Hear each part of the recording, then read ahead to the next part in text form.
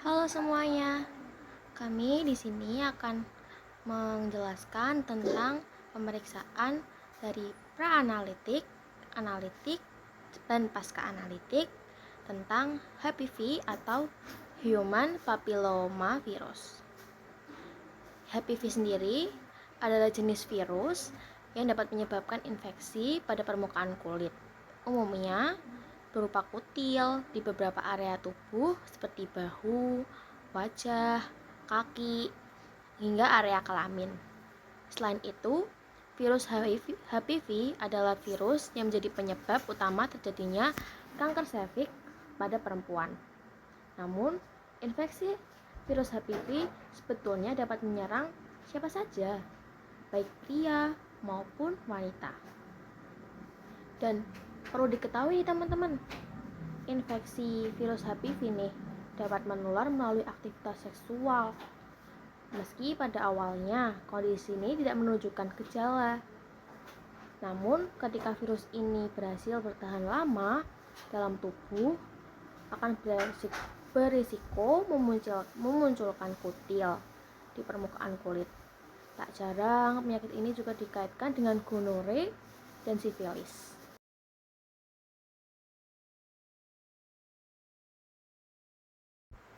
Nah, teman-teman tahu nggak nih, HPV itu seringkali disebut dengan sebutan lain apa? Ayo.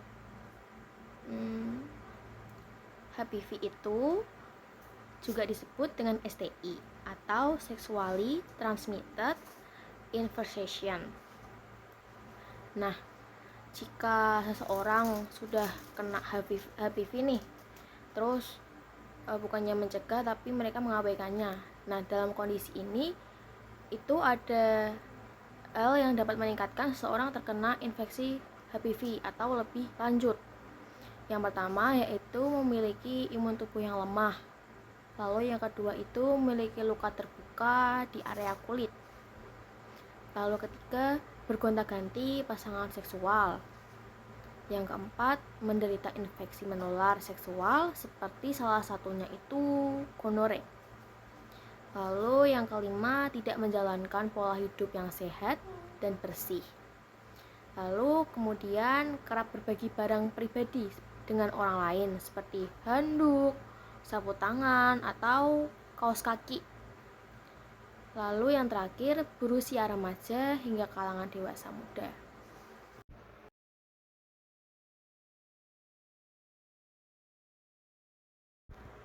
Untuk diagnosis HPV sendiri itu ada 3 cara, yaitu IVA atau tes inspeksi visual asam asetat. Lalu yang kedua ada pap smear, metode pemeriksaan yang digunakan untuk mengetahui perubahan kondisi serviks akibat infeksi HPV.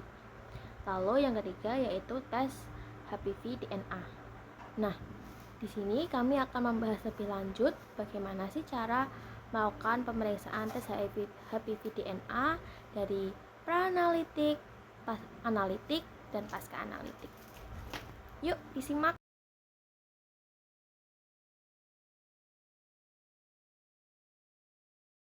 Yang pertama yaitu pra-analitik. Nah, untuk pra-analitik sendiri, sebelum pasien melakukan pemeriksaan HPV DNA dimulai, pasien akan diminta untuk membuang air kecil guna untuk mengosongkan kandung kemih demi kenyamanan yang akan dilakukan pemeriksaan. Namun untuk hal-hal yang patut dihindari selama 24 jam untuk pemeriksaan HPV DNA, yaitu yang pertama, menghindari melakukan hubungan seksual, lalu melakukan douching, yaitu membersihkan vagina menggunakan produk perawatan kewanitaan yang disemprotkan ke vagina. Lalu yang ketiga yaitu menggunakan obat-obatan vagina seperti krim atau sabun pembersihan. Lalu yang terakhir, memasukkan apapun ke dalam vagina seperti menggunakan tampon.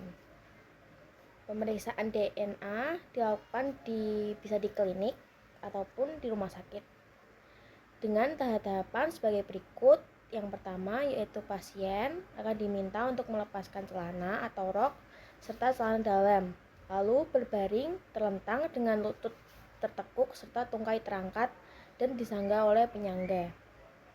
Lalu yang kedua, dokter akan memasukkan alat yang disebut spekulum ke dalam vagina, dan dokter dapat memeriksa bagian dalam vagina serta leher rahim.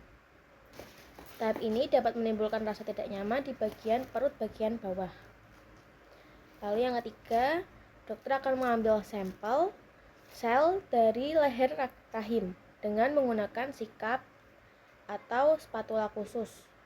Setelah itu, sampel akan dibawa ke laboratorium dan sebelum itu dimasukkan ke dalam tabung kecil dan dibawa ke laboratorium untuk dianalisis.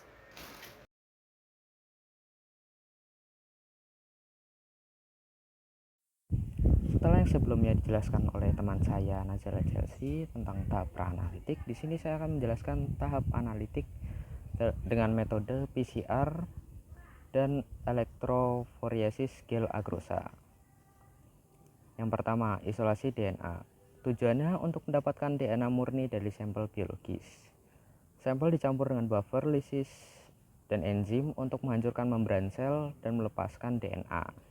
DNA dipisahkan dari protein, lipid, atau sisa-sisa sel menggunakan metode kolom silika, magnetic beads, atau presipitasi alkohol. DNA yang sudah murni dilarutkan dalam buffer atau air bebas nuklease untuk digunakan dalam langkah selanjutnya. Yang kedua, amplifikasi DNA. Tujuannya untuk memperbanyak DNA target HPV sehingga dapat terdeteksi. Menggunakan primer spesifik untuk gen HPV seperti gen L1, gen kapsid virus HPV. Proses amplifikasi, dinaturasi DNA dipanaskan dalam suhu 95 derajat Celcius untuk memisahkan kedua untai. Setelah itu unhailing, primer berikatan pada target DNA dalam suhu 50-60 derajat Celcius. Setelah itu ekstensi DNA polimerase memperpanjang primer dalam suhu 72 derajat Celcius. Siklus ini diulang berkali-kali untuk menghasilkan miliaran salinan DNA target. Selanjutnya, deteksi DNA. DNA hasil PCR dimuat dalam gen agrosa dan dijalankan menggunakan arus listrik. DNA berpindah melalui gel berdasarkan ukurannya, lalu divisualisasikan dengan pewarnaan fluorescence seperti ethyl bromide. Hasil berupa pita DNA yang menunjukkan keberadaan DNA target. Setelah itu genotyping untuk menentukan jenis HPV.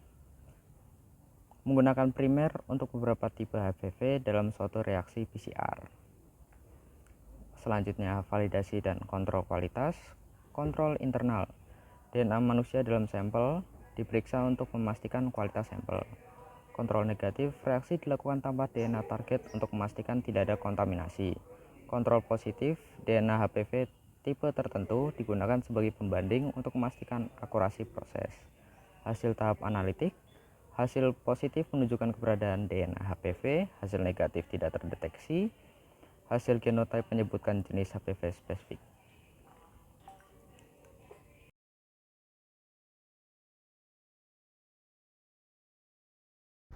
Tahapan yang terakhir yaitu pasca analitik, yaitu usai pemeriksaan, pasien dapat langsung menjalani aktivitas seperti biasa. Dokter akan membuat janji dengan pasien untuk mendiskusikan hasil pemeriksaan di hari lain. Hasil pemeriksaan HPV DNA umumnya selesai dalam 1 hingga 3 minggu setelah hasil pemeriksaan. Ada 2 jenis hasil pemeriksaan HPV DNA, yaitu negatif dan positif. Jika hasil pemeriksaan HPV DNA negatif, maka pasien dinyatakan tidak memiliki jenis HPV yang berkaitan dengan kanker. Akan tetapi, jika sebaliknya, jika hasil pemeriksaan positif, pasien dapat dinyatakan memiliki HPV tipe risiko tinggi dengan berpotensi menjadi kanker serviks.